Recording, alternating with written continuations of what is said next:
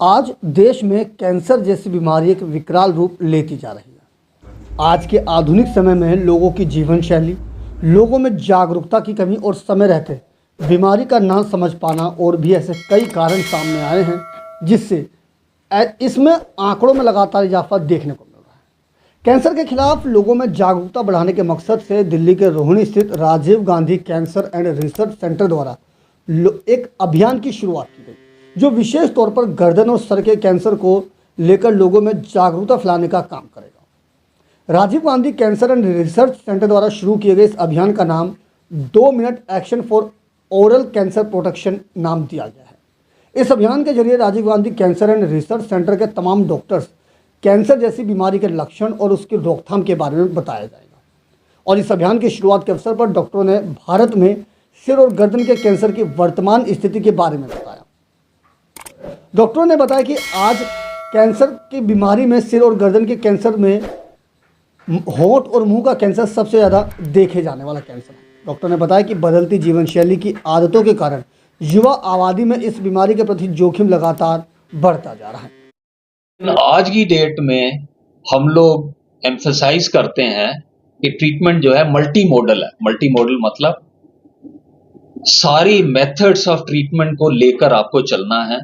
और as a surgeon मेरे को यही नहीं मालूम होना चाहिए कि सर्जरी कैसे करनी है, लेकिन सर्जरी कब करनी है, रेडियोथेरेपी कब देनी है, कीमोथेरेपी कब देनी है, ये इंपॉर्टेंट है। और आज की डेट में मैं शायद सबको यही कहता हूं कि एज ए सर्जन मेरे को ये पता होना चाहिए कि कब मेरे को क्या करना है और कब मुझे ट्रीटमेंट नहीं देनी।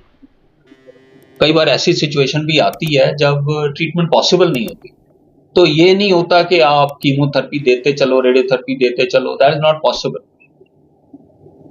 ठीक है, तो बहुत चेंजेस आ गई और सर्जरी के साथ हम लोग अब रेडिएशन कीमोथेरेपी कंबाइन करते हैं और हमारा फोकस यही होता है कि क्वालिटी ऑफ लाइफ जो है पेशेंट की कैसे इंप्रूव कर सकते हैं। सिर्फ यही नहीं कि क्योर हो जानी चाहिए, बीमारी ठीक हो जानी चाहिए, और क्वालिटी ऑफ लाइफ कैसे हम लोग इंप्रूव कर सकते हैं आज की डेट। फिर रेडियोथेरेपी के भी इतने अच्छे अच्छे मेथड्स आ गए हैं कि नई टेक्नोलॉजी आ गई है, तो ये देखा जाता है कि साइड इफेक्ट्स कम से कम कैसे हो सकते हैं। कीमोथेरेपी और इम्यूनोथेरेपी जो आई हैं वो भी ऐसी ऐसी आ गई हैं कि साइड इफेक्ट्स कम हो और क्योर रेट्स बढ़े, किसी तरह इंप्रूव। लेकिन फिर भी मेरा मानना यह है कि decisions are more important than incisions of surgery. ये मैं बार बार हर फोरम पर बोलता हूं। डिसीजन मतलब डिसाइड करना कि कब क्या चीज होनी चाहिए, ये सबसे ज्यादा जरूरी है। So decisions are more important than incisions of surgery. और प्रिसीजन ऑफ रेडिएशन, रेडिएशन में प्रिसीजन देखी जाती है। तो हेड एंड नेक कैंसर जो अभी अप्रैल मंथ था, वो ओरल कैंसर मंथ था, जिसमें कि अवेयरनेस, बेसिकली ये टोटली प्रिवेंटेबल कैंसर है। पहली बात तो ये, और दुख की बात ये है कि अगर आप दुनिया में देखें, हमारे यहाँ देश में जो माउथ कैंसर है वो सबसे ज्यादा है। सो ये क्यों है? क्योंकि सबको पता है क्यों। तम्बाकू का सेवन, गुटखा, यही है। और ये प्रिवेंटेबल डिजीज है, मतलब अगर आदमी नहीं खाएगा तो उसको ये चीजें नहीं हुई। तो ये मैसेज जाना चाहिए पब्लिक को कि ये प्रिवेंटेबल डिजीज है, तो ये आपको देना है कि ये प्रिवेंट कर सकते हैं। इसके साइन सिम्टम्स भी होते हैं कि जैसे कि अगर आपको तंबाकू का सेवन कर रहा है, जो तंबाकू का सेवन प्लस अल्कोहल भी करता है, आपका जो सुपारी होती है वो भी करता है, तो ये सब चीजें, पान, आप देखो हर जगह आप जाओगे, बस स्टेशन कहीं भी जाओगे, सबसे पहले टैक्सी वाला गुटखा खोल के मुंह में डालता है।